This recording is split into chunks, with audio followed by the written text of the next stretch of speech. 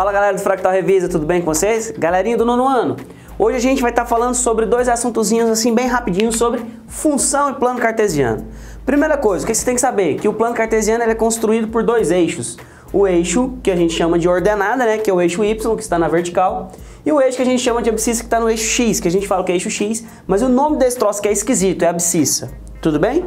Questão 1 da lista fala o seguinte: coloque sobre o plano, represente sobre o plano o ponto A, B, C, D, E e F e em quais quadrantes cada ponto está. Lembra de uma coisa?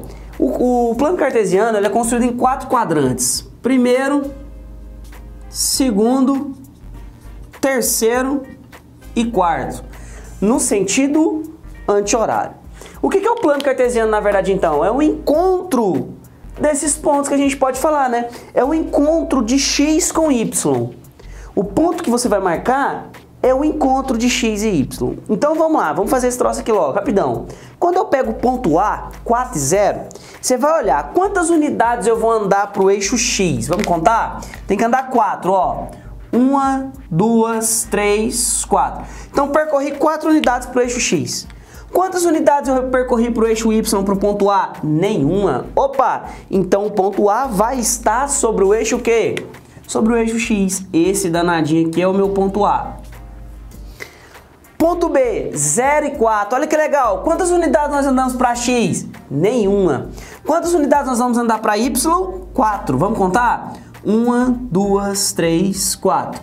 Então este aqui é o meu ponto B.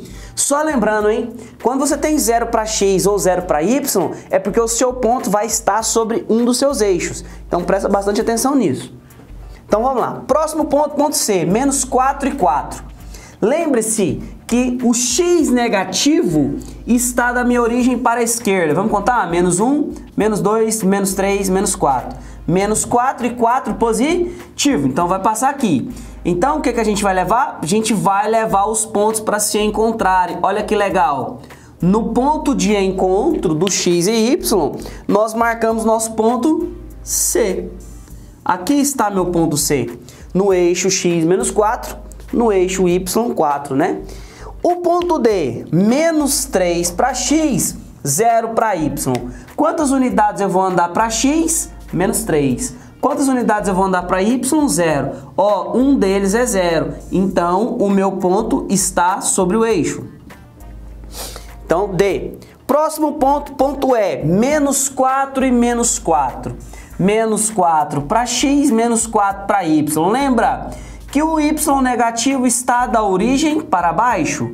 Então, vamos chegar no ponto de encontro de X e Y.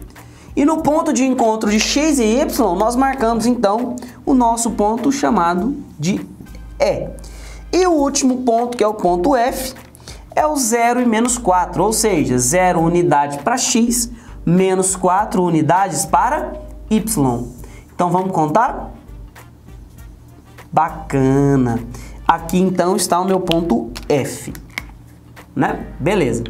Eu marquei todos os pontos, ele quer saber quais quadrantes esses pontos se encontram.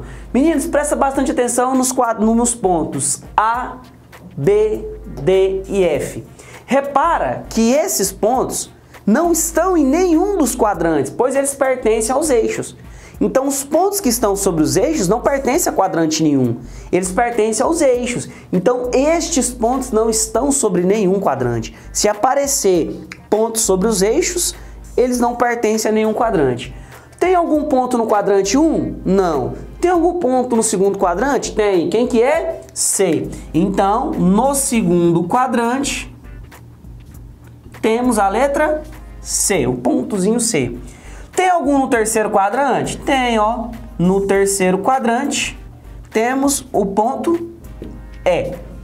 E no quarto quadrante, temos algum ponto? Não.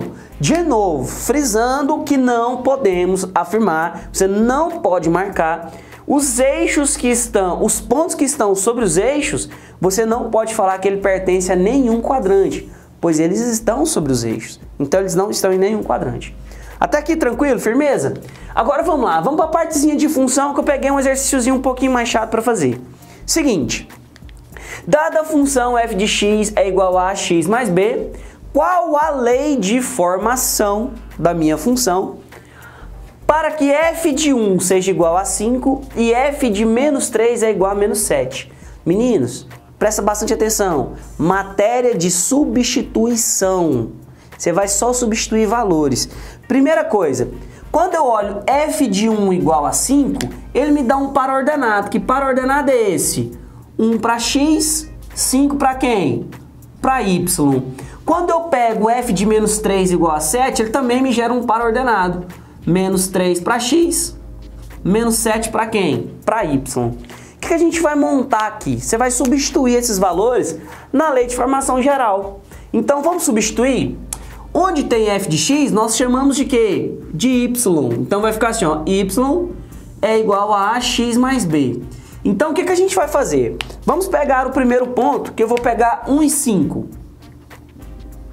O ponto 1 e 5 e vou substituir nesses valores. Lembrando-se que para x eu tenho 1 e para y eu tenho quem? O 5. Olha que bacana. Então aqui é só uma substituição. Rapidão. O y aqui vale quanto? Vale 5. O x aqui vale quanto? Vale 1. Então vai ficar a mais b. Repete o mesmo processo para o outro ponto que eu tenho. Y é igual a x mais b para os seguintes pontos. Ponto que eu tenho, que é o menos 3 e o menos 7. Então vamos lá. Quanto que vale o y nesse caso? Menos 7. Quanto que vale o x? Menos 3. Olha que legal, caímos em duas equações com duas variáveis. Essa equação e essa. Como é que nós resolvemos duas equações com duas variáveis? Sistema. Achamos o valor de A e achamos o valor de B. Qual que é o sisteminha que a gente vai montar? A mais B igual a 5. Olha aqui, ó. Que legal.